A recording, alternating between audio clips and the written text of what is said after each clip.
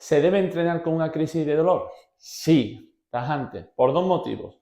El primero, para recuperarte antes y pasar antes de esa crisis. Y el segundo, para no perder el avance que llevas conseguido y no romper esa inercia que llevas de mejora.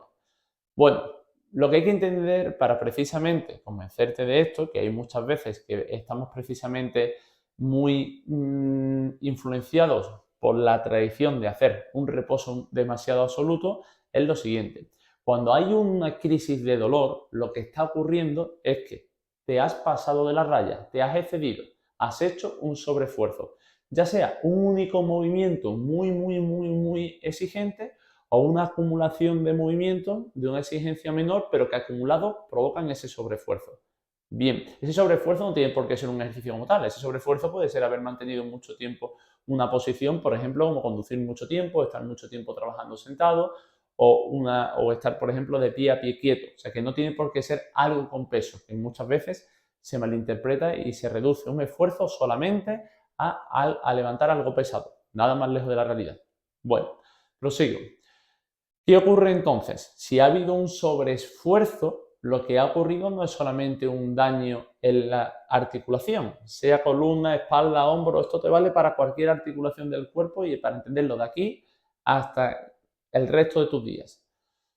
Lo que ha ocurrido al mismo tiempo es que ha habido una contractura. ¿Y por qué digo esto? Porque siempre que nosotros caemos en el daño, en el dolor, es porque la musculatura no ha sido capaz de mantener la articulación estable y en consecuencia ha dejado que un hueso se mueva más de la cuenta y acabe pinzando un músculo, un tendón, un nervio, un cartílago, un menisco en la rodilla, ¿de acuerdo?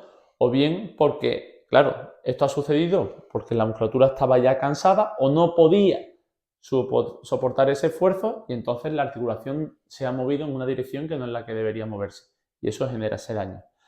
¿Y por qué te explico esto? Porque cuando ocurre una contractura, lo que ocurre realmente es que esa contractura no se va a quitar sola, se va a quitar sola, pero va a ser un proceso lento, se va a tener que ir, el músculo va a tener que ir recuperándose de ese daño y al recuperarse de ese daño necesita bastante descanso. Pero eso lo podemos acelerar. ¿Por qué? Porque cuando hay una contractura, lo que está ocurriendo es que en este caso los músculos que flexionan el codo, el bíceps, braquial anterior, unos musculitos que hay por aquí, están haciendo que el músculo contrario se relaje. ¿Ves que esto está blandito? Y esto está duro. Bueno, pues si yo mantengo esta contractura en el tiempo, esta contracción o contractura, lo que estoy haciendo al mismo tiempo es mantener el codo en una articulación no neutra. La posición neutra del codo relajada es esta. Realmente aquí abajo, pero para que lo veas aquí, sería esta. Aquí es donde circula la sangre vuelve, no hay ningún músculo que esté trabajando. Ahora bien, en el momento en que yo mantengo una contractura del codo, aunque sea mínima, ya el codo se mantiene en una posición que no es su posición natural. Esto te lo explico porque es lo mismo que sucede en una rodilla, en una cadera y en una espalda cuando hay contractura en la musculatura de la espalda, en la musculatura de la rodilla, en la musculatura del hombro, ¿vale? Sucede en todo ello. Entonces, ¿qué tenemos que hacer? Bueno, pues para ir más rápido en esa crisis de dolor, tenemos que intentar conseguir que el músculo contrario también se active porque eso se llama reflejo de inhibición recíproca, o sea, tiene un nombre. Y lo que persigue es que al yo intentar contraer el músculo que se ha apagado, este se relaje.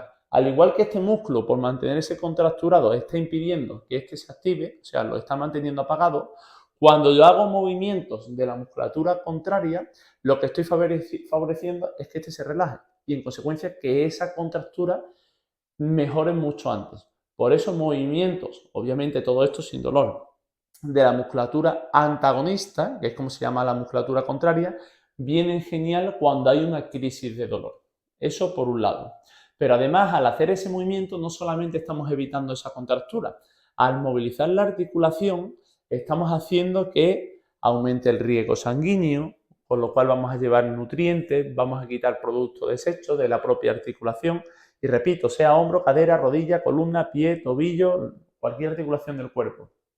Y además estamos haciendo que si hay algún nervio pinzado, también pues ese nervio deje de estar pinzado durante todo el día o durante todo el días o semanas que dure esa problemática. Entonces, estamos favoreciendo pequeños oasis de normalización a lo largo de lo que dure esa crisis de dolor, sea un día, 2 días o sea un mes, ¿vale? Dependiendo realmente de la situación tan particular en la que te pudieras encontrar.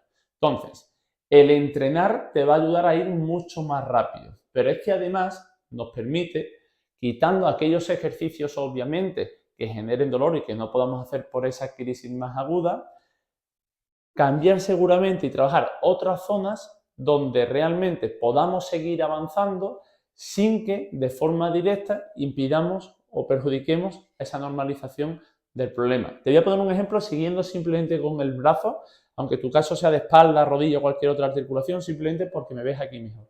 Si yo tengo un problema en el codo, hay músculos del codo que realmente, o sea, hay músculos que intervienen en el codo que nacen del hombro y otros de la muñeca. Con lo cual, como los músculos son cables, yo puedo hacer movimientos aquí sin perjudicar a la articulación del codo y en el hombro también puedo hacer una cantidad tremenda de movimientos, de modo que me van a permitir seguir aumentando y corrigiendo los desequilibrios de fuerzas que yo tengo en esas articulaciones de encima y debajo de la articulación que estoy trabajando o que tengo perjudicada, para que cuando pase esa fase de dolor esté mucho más preparado o preparada para seguir avanzando.